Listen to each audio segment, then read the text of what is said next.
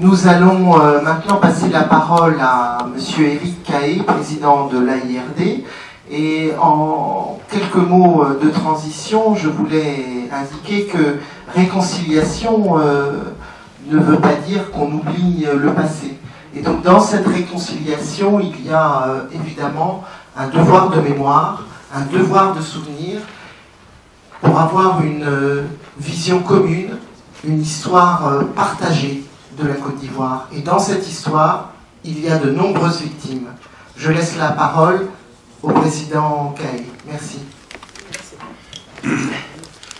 Merci très chère madame, merci à vous mesdames, messieurs pour votre écoute et votre attention soutenue cet après-midi sur la cause ivoirienne. C'est vraiment touchant de savoir que malgré tout ce temps passé sur vos bancs, vous êtes d'une attention particulière. Pour moi qui suis arrivé en France en 2012 pourchassé par le régime ivoirien, il n'est pas superflu de dire merci ici à Daniel Fleureté. Notre première rencontre au Parti communiste date de la conférence nationale, de la conférence internationale sur la paix. Camarade, je voudrais vraiment te dire merci. Transmettre aussi mes remerciements à Dominique Josse, le responsable de la commission Afrique du Parti communiste, et dire merci à Christophe Sandla, parce que dans la réussite de cette conférence, on oublie souvent qu'il y a peut-être les grands noms comme Jean-Paul Lecoq, mais il y a aussi les ouvriers de l'ombre que vous êtes. Et je voudrais également associer à ces remerciements la représentante du FPI, lui dire merci aussi pour les mots qu'elle a eu à mon endroit, parce que nous avons tous travaillé ensemble à faire entendre la cause ivoirienne. Mes remerciements également au ministre François Hollande, député également, parce que c'est celui qui a eu le courage de nous recevoir à l'Assemblée nationale au Palais Bourbon, dans la discrétion, lorsque tout le monde nous fuyait et qu'on était considérés comme des pestiférés. Je voudrais vraiment lui dire merci et lui rendre cet hommage mérité ce soir. Aujourd'hui, on nous écoute, nous avons accès à des salles, mais je pense que sans toutes ces personnes, sans le sénateur Pierre Laurent et son combat épique pour faire connaître la vérité en Côte d'Ivoire, nous n'en serions pas là. Merci, monsieur le ministre. Merci aussi au ministre Jocelyn, qui est là et pour lequel nous avons, disons, des mots de reconnaissance également. Merci à tous et à chacun de vous. Il s'agit de parler ici de la question des victimes. Nous ne parlerons pas de cette question des victimes en tournant le couteau dans la plaie. Ce n'est pas notre démarche ni celle du président Laurent Gbagbo qui est notre référent. Nous en parlerons en faisant un petit rappel historique pour distinguer les différentes catégories de victimes par un bref rappel historique. Le contexte politique ivoirien, vous le savez, a connu des soubresauts à partir du décès du président Félix Houphouët-Boigny. Tout le monde en a parlé ici. À l'époque de son décès, le président Henri Konan Bédié et le premier ministre Alassane Dramane Ouattara étaient tous membres du PDCI. Et c'est donc la bataille des héritiers qui a conduit donc à une situation délicate. Apparemment, M. Alassane Ouattara aurait été tenté, dans ces conditions, de ravir, disons, la place au dauphin constitutionnel qui était donc le président de l'Assemblée nationale, Henri Konan Bédié. Et il s'en est suivi à l'intérieur du PDCI, disons, des frictions qui se sont poursuivies jusqu'au coup d'État de 1999. Première conséquence donc de cette friction à l'intérieur du même parti politique. Ce coup d'État de 1999 amène la jeune militaire au pouvoir, les élections sont organisées. Le général Robert Guéhi, qui était arrivé au pouvoir sans aucune effusion du sang, parce que c'était à la suite d'une mutinerie que les mutins l'avaient sollicité donc, pour mettre de l'ordre dans la maison, est battu démocratiquement par le président Laurent Gbagbo en octobre 2000. Et le président Laurent Gbagbo va s'atteler à colmater les brèches d'un pays fragilisé par des soubresauts inhabituels dont nous venons de parler. Contre toute attente, et le ministre Danon Didier suit cet exposé en tant que témoin, alors que le RDR venait de faire son entrée au gouvernement le 5 août 2002, le 19 septembre 2002, une tentative de coup d'État fait de nombreuses victimes, avant de se muer en une rébellion qui coupe le pays en deux. Pendant plusieurs années, les zones centre, nord et ouest, qu'on appelait globalement la zone CNO, ces trois zones donc seront sous le contrôle de la rébellion qui les mettent en couple réglé et ils commettent les pires exactions et violations des droits de l'homme. On a donc la première catégorie des victimes ici, qui sont les victimes du 19 septembre 2002 et les victimes donc qui ont suivi par rapport à l'occupation de la zone CNO. Grâce aux accords de Ouagadougou signés, je crois, en 2007, sous les auspices donc des parrains de la rébellion, une accalmie intervient. Le président Laurent Gbagbo fait tout son possible pour que les élections soient organisées. mais au forceps, sans que les rebelles ne concèdent la seule chose qui leur était demandée, et qui était donc le désarmement qu'ils n'ont pas concédé. Les élections sont donc organisées par une commission électorale indépendante CEI, dominée à 80% par les rébellions et ses alliés politiques. Elle était présidée donc à l'époque par M. Issou Bagayoko, cadre du PDCI, le PDCI qui était à son temps l'allié donc du parti de M. Alassane Ouattara. Ces présidents de la CEI annoncent dans des conditions surréalistes. C'est le cas de rappeler ici que lorsque la journaliste de France 24, qui a quitté donc ce média, a commenté les conditions de l'annonce de ces résultats, tout le monde a été surpris. Et hors délai, des résultats, je dis même des résultats que je mets en guillemets, non consolidés par celui qui donne M. Ouattara vainqueur. Tenant compte des différents retours, le Conseil constitutionnel proclame en dernier ressort M. Laurent Gbagbo vainqueur. Il en découle ce qui est convenu d'appeler la crise post-électorale. Avec le concours des aides rebelles et de leur connexion, M. Alassane Ouattara s'impose par les armes et le soutien de son ami Nicolas Sarkozy. Cette crise provoque alors la deuxième catégorie des victimes, dont officiellement 3000 morts. Mais reconnaissons que la réalité est nettement plus importante, comme en témoigne le rapport de la CNE. La CNE, c'est la Commission nationale d'enquête qui a été instituée par le pouvoir actuel ivoirien et qui est assez détaillée en une trentaine de pages. Maintenant, de la question des victimes et de l'état des droits.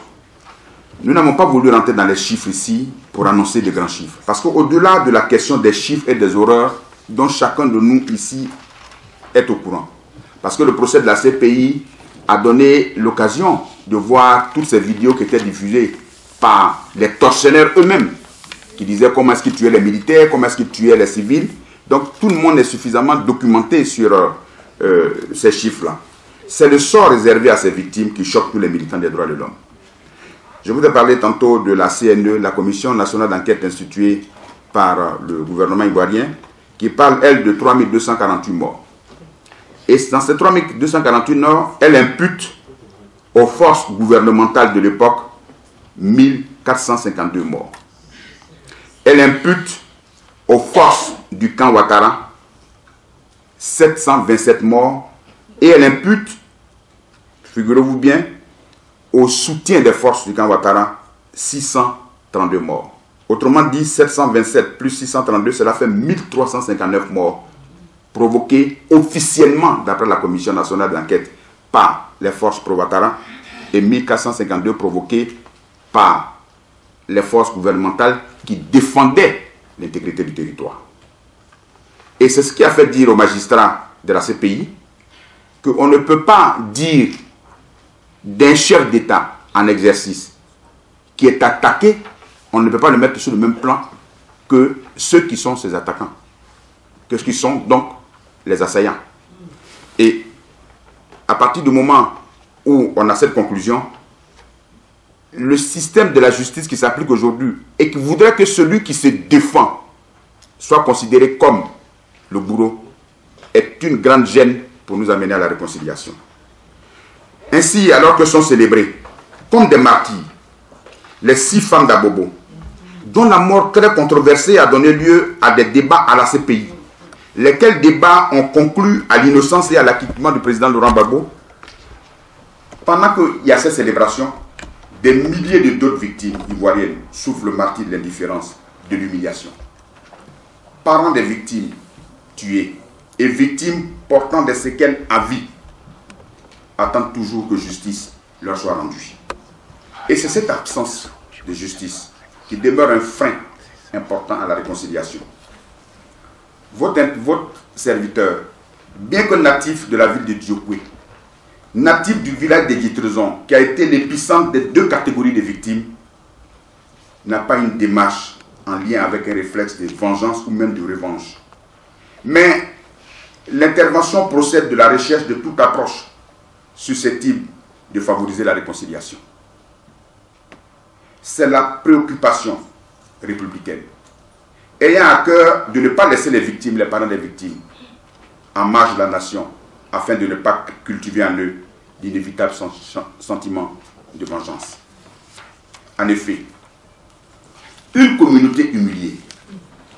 Une douleur non reconnue ne peut conduire à une vraie réconciliation. Se pencher sur les massacres qui ont eu lieu en Côte d'Ivoire, dans une démarche réparatrice, c'est construire un avenir harmonieux entre les différentes communautés. La communauté internationale, qui s'est invitée dans le débat ivoirien, ne doit pas laisser perdurer le sentiment qu'elle donne aux victimes d'être venue installer un homme au profil compatible avec les intérêts des lobbies financiers. Et nous avons bien apprécié l'intervention du député Jean-Paul Lecoq, qui disait que dans cette situation ivoirienne, la France a pratiquement joué contre ses intérêts. Quand vous regardez aujourd'hui l'équipe de football de France de 1986 qui jouait, qui faisait battre le cœur de tous les jeunes Ivoiriens, de tous les jeunes Africains, et l'indifférence des jeunes Africains face au sport français, vous voyez le chemin qui a été parcouru dans le sens négatif. Et si nous sommes capables, nous, Ivoiriens, autour de cette table-là, de nous asseoir pour discuter, pour faire un colloque pour la recherche de la paix, si nous sommes capables d'offrir notre amitié à la représentation nationale de la France, c'est-à-dire le pays dont quelques responsables politiques sont à la base des biens de nos malheurs, combien sommes-nous prêts au pardon et à la réconciliation avec nos autres compatriotes?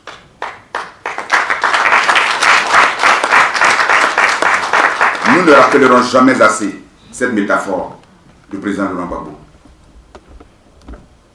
Dans un véhicule, vous avez le pare-brise et vous avez un rétroviseur. Personne ne conduit son véhicule en ayant le regard rivé sur le rétroviseur. Le rétroviseur rappelle le chemin que vous avez déjà parcouru et rappelle le passé. On regarde dans le pare-brise pour se projeter en avant et dans l'avenir. Nous voulons construire avec tous nos partenaires un avenir lumineux, y compris avec ceux des Ivoiriens qui à un moment donné de notre histoire se sont trompés. Mais ne pas reconnaître cette erreur et prendre les victimes pour les bourreaux est aujourd'hui l'angle dans lequel nous sommes, le tournant décisif qui freine considérablement la réconciliation. Malheureusement, la réconciliation a pour frein essentiel la violation flagrante et permanente des droits de l'homme en Côte d'Ivoire et l'humiliation des victimes. En fait des réconciliations en Côte d'Ivoire, disons-le tout net, il convient de travailler à la restauration de l'état de droit. C'est l'inexistence de l'état de droit. Le piétinement permanent du droit de certains citoyens qui bloque la réconciliation dans notre pays. C'est la violation des droits des citoyens qui empêche la cohésion sociale et crispe donc la citoyenneté. Les nombreuses défiances à l'autorité de l'État, les gendarmeries qui sont attaquées par les populations civiles aux mains nues, les forces de l'ordre qui sont agressées, ne sont que la partie visible et la conséquence d'un État partisan, d'une gouvernance accrochée à une politique proclamée de rattrapage ethnique en plein 21e siècle, c'est-à-dire en 2019, dans un pays sous la direction d'un ancien DGA du FMI. C'est-à-dire le symbole de la gouvernance dans l'équilibre et dans l'équité, qui était le FMI. Le symbole de la rigueur budgétaire, le symbole des ajustements structurels qui nous ont amenés à des difficultés économiques et qui ont détruit nos systèmes scolaires aujourd'hui. C'est ce symbole-là qui s'institue, qui fait du marché de gré à gré le mode de gestion de nos pays. C'est-à-dire que la souffrance des populations ivoiriennes se reflète dans le quotidien et dans le fait qu'on leur montre un verre rouge et on leur demande de dire qu'il est blanc. C'est ça qui n'est pas possible. Et c'est pour ça que notre présence aujourd'hui au sein de l'hémicycle ici sera une bouffée d'oxygène pour nos populations qui verront la reconnaissance de leur douleur, de leur souffrance et qui verront aussi une écoute à leurs préoccupations.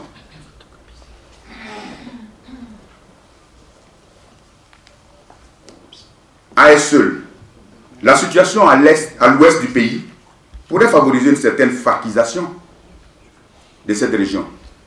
C'est un néologie que nous utilisons pour parler des FARC. En effet, si les FARC ont pu s'implanter en Colombie, c'est bien parce qu'il existait un terreau favorable du fait que le pouvoir central était accusé d'une certaine injustice et de marginalisation de la zone ciblée par cette rébellion. Tout paysan convaincu de marginalisation et d'injustice est prêt à épouser toute cause qui prétend le défendre, même par la violence et par les pires inerties.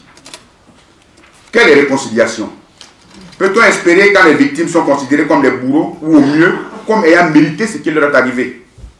Peut-on aboutir à une quelconque paix sociale si les ouais, une des composantes des victimes, qui ont perdu 800 de leurs en une seule nuit, se considèrent comme victimes d'un génocide et qu'on leur répond par le mépris? Comme si cela ne suffisait pas, le camp de Naïbli, qui abritait quelques 5000 personnes au moment de son attaque, essentiellement de l'ethnique ouais, était placé sous la protection du HCR.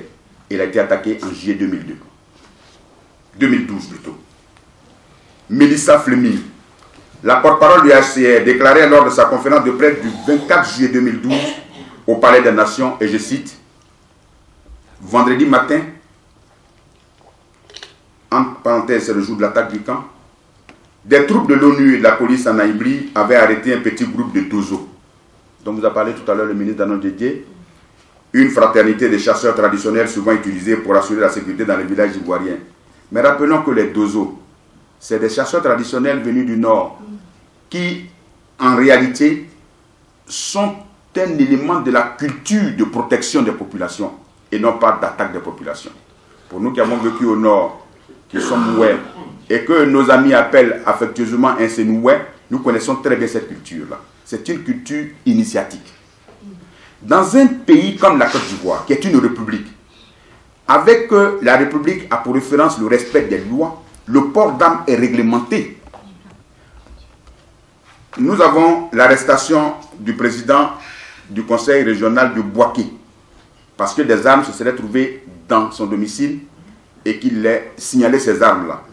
On ne lui demande pas, on lui demande à lui de prouver que ce n'est pas lui qui a mis ces armes dans cette cour-là.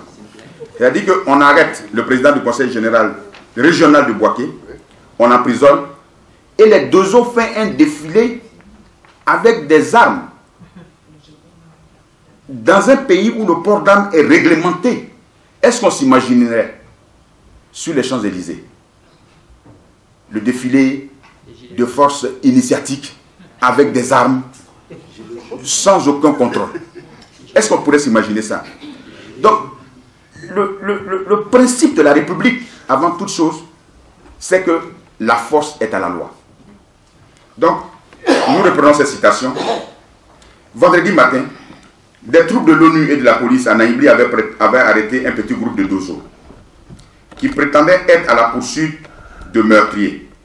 Près d'une heure plus tard, environ 1000 membres de l'ethnie locale malinké, une sous-section de la communauté Djoula, accompagnés de Dozo armés de fusils et de machettes, ont pris d'assaut le camp.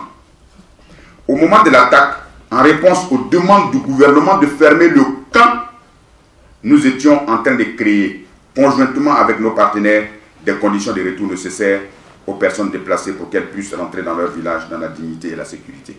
Quand vous avez lu ce rapport qui a été lu au Palais des Nations, ce n'est pas un rapport de l'opposant, d'un opposant ivoirien. Vous avez compris que cela a poussé de nombreux observateurs à établir un lien entre cette demande de fermeture et l'attaque. Et surtout, la composante des gens qui ont attaqué.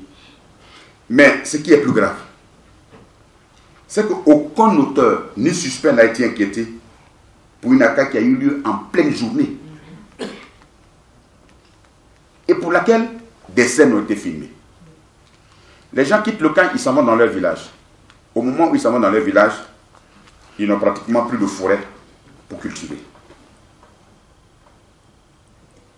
Et lorsque les organisateurs de cette conférence parlent effectivement de génocide, nous allons nous poser des questions pour savoir est-ce qu'il s'agit effectivement, pour ce qui s'est passé dans l'ouest de la Côte d'Ivoire, d'un génocide ou non. Sur la question de la qualification des massacres, les chercheurs d'Amnesty International qui ont relaté les faits qui se sont passés à Diokwé, nous avons avoué que les faits s'apparentent bien à un génocide. Mais l'annoncer comme tel dans leur enquête aurait pu créer une polémique qui pourrait devenir un pain béni pour les auteurs et leurs protecteurs. Les débats auraient plus porté sur le vocabulaire plutôt que sur les faits eux-mêmes et leur gravité. Ce qui nous aurait éloigné bien sûr de l'essentiel que constitue le massacre. Donc selon eux, la qualification de génocide peut s'intervenir donc à tout moment. Mais un génocide c'est quoi? Le génocide tire son origine de l'inhumaine solution finale, cette politique nazie qui visait l'élimination du peuple juif pendant la Seconde Guerre mondiale. Attention, vraiment attention toutefois de ne pas comparer des drames qui ne sont pas dans les mêmes proportions au point de choquer les juifs. leur situation est unique au monde.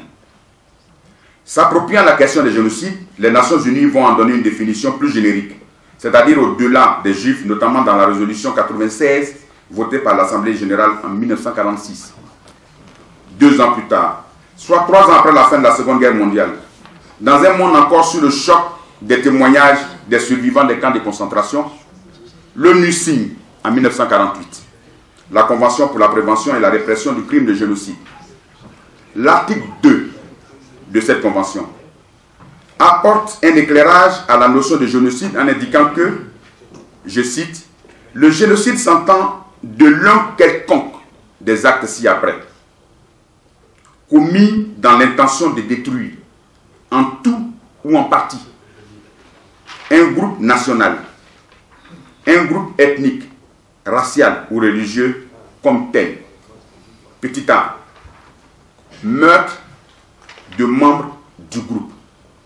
Petit b, atteinte à l'intégrité physique ou mentale de membres du groupe. Petit c, soumission intentionnelle du groupe à des conditions d'existence devant entraîner sa destruction physique totale ou partielle. Petit d, mesures visant à entraver les naissances au sein du groupe. Petit e, transfert forcé d'enfants du groupe à un autre groupe. Or, ce qui s'est passé à Diokué, c'était que on regardait d'abord la carte nationale d'identité pour savoir si tu étais ouais avant de te tuer. Ce qui s'est passé à Diokué, c'était qu'on privilégiait de tuer les mâles qui sont donc le canal de reproduction, et également que la zone, les personnes qui étaient tuées étaient choisies à l'avance. Le code pénal français, qui traite à partir de 1992 du génocide, s'inspire d'ailleurs largement de cette convention. Si le génocide des Tutsis au Rwanda et les groupes par les troupes gouvernementales et les milices Hutus en 1994 a été reconnu, qu'en est-il de ce qui s'est passé en Côte d'Ivoire ces dernières années? C'est pour ça que nous disons quelles sont les bonnes questions dans ces conditions à se poser. Plus singulièrement, parlant de l'ensemble des victimes, les événements de Diokué et globalement des départements du pays où sont-ils assimilables à un génocide? Répondre à cette question, c'est sans être forcément juriste, comme c'est notre cas, ramener ces événements et cette tragédie d'un groupe ethnique à l'éclairage de la Convention onusienne. Les actes qui sont cités ne sont pas des actes cumulatifs. Dès qu'un de ces actes est commis, on est dans le cadre d'un génocide.